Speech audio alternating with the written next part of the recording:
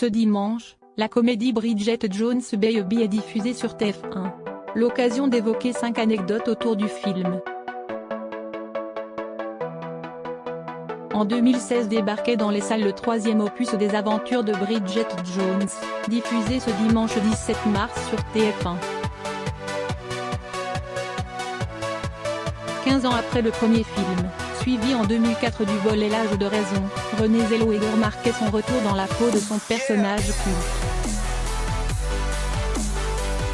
De nouveau célibataire après sa rupture avec Mark Darcy, Colin Firth, Bridget fait le bilan, 40 ans passés, plus concentrée sur sa carrière et ses amis que sur sa vie amoureuse. Tout est sous contrôle, ou presque. Le jour où elle part s'éclater en festival de musique, elle fait la rencontre du beau Jack, Patrick Dempsey. Avant de retrouver Darcy. Et de découvrir qu'elle est enceinte. Mais qu'est le père? Réponse à la toute fin du film. 5 anecdotes, succès critique et public, Bridget Jones' Baby est pourtant celui qui a rapporté le moins.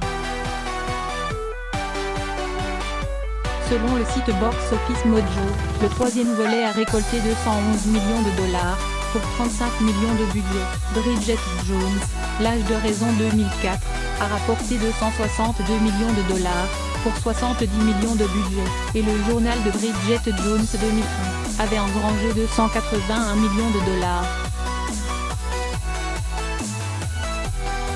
C'est celui qui a fait le plus grand profit puisqu'il avait seulement coûté 25 millions de dollars. Selon Renée Zellweger, tout le monde ignorait l'identité du père du bébé de Bridget ou qu'il choisirait comme prétendant jusqu'à la dernière minute. Des fins alternatives avaient été tournées sans que le casting ne sache laquelle avait été sélectionnée pour le montage final. On a tourné des fins ambiguës. Le scénario disait, X se tient aux côtés de Bridget, il se tient aux côtés de Bridget, mais personne ne savait qui était X et Y. Le scénario se poursuivait ainsi. Aucune fin définitive n'avait été annoncée dans le script, avait-elle confié en septembre 2016 au Sunday Express.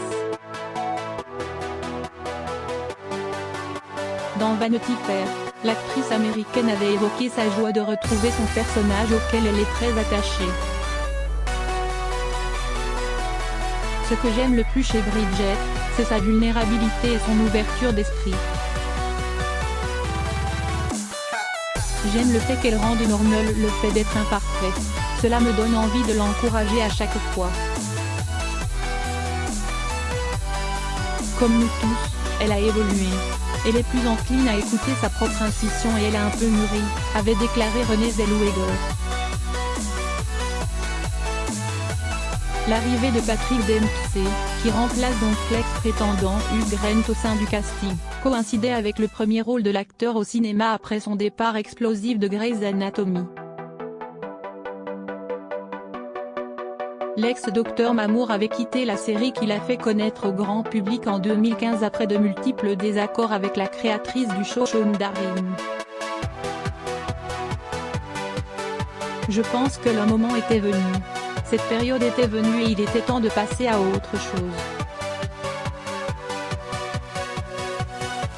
Parfois, créativement et émotionnellement, il faut avancer. Et c'est ce qui s'est passé, avait-il déclaré à la chaîne ABC.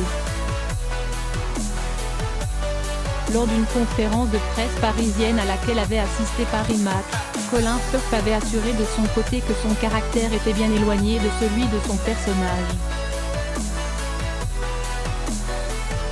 Heureusement, je ne suis pas aussi constipé que lui, avait-il plaisanté. Renée Zellweger s'était empressée d'ajouter que son collègue était vraiment très drôle. Colin rit tout le temps, et même trop, s'était-elle amusée. Autant dire que l'ambiance sur les plateaux était bon enfant.